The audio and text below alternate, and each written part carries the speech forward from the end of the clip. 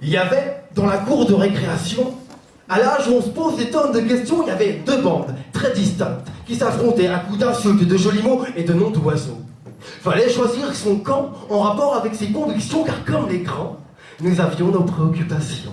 C'est en décembre que les batailles étaient les plus rudes, chacun y allant de sa verve et de sa fougue pour prouver la véracité de ses propos. Quelques-uns, les plus balèzes, en venaient parfois aux mains, tandis que les gringalets, les pinoclars et les morveux aux autant encourageaient et comptaient les points, mais de loin seulement. Vas-y, Nathan! Ah, Nathan, tu peux le casser toute la dent devant! Ah, Nathan! Ah! Nathan? Oh la vache, il lui a cassé toutes les dents devant, disons. Il ressemble à ma grand-mère maintenant. Si Raoul, le gros balèze, mettait la pâtée au petit Nathan et lui cassait toutes les dents devant, c'était pas pour autant que moi, j'allais croire à leurs bêtises de grands.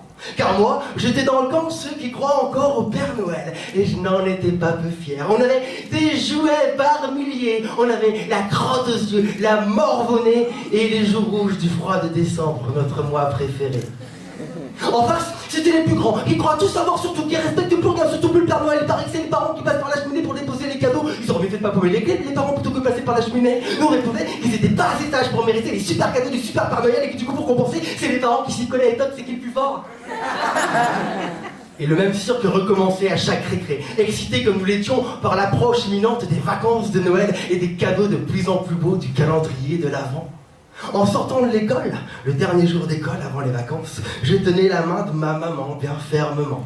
En sortant de l'école, le dernier jour d'école, je tenais dans l'autre main une clémentine que nous avait distribuée notre maîtresse préférée. Et je rêvais déjà du Père Noël.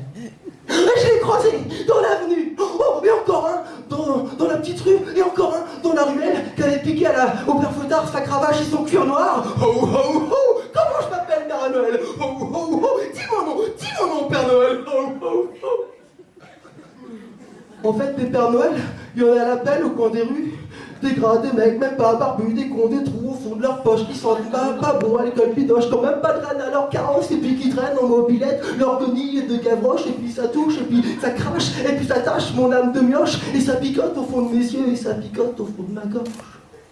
Rudolph, le petit renne au nez rouge du Père Noël, Paul Zop, ben je le verrai jamais. Alors du coup, j'ai changé de camp. Du moins pour un temps par Pâques, car Pâques c'est déjà demain et vous imaginez bien que tout le monde n'aura pas le même son de cloche.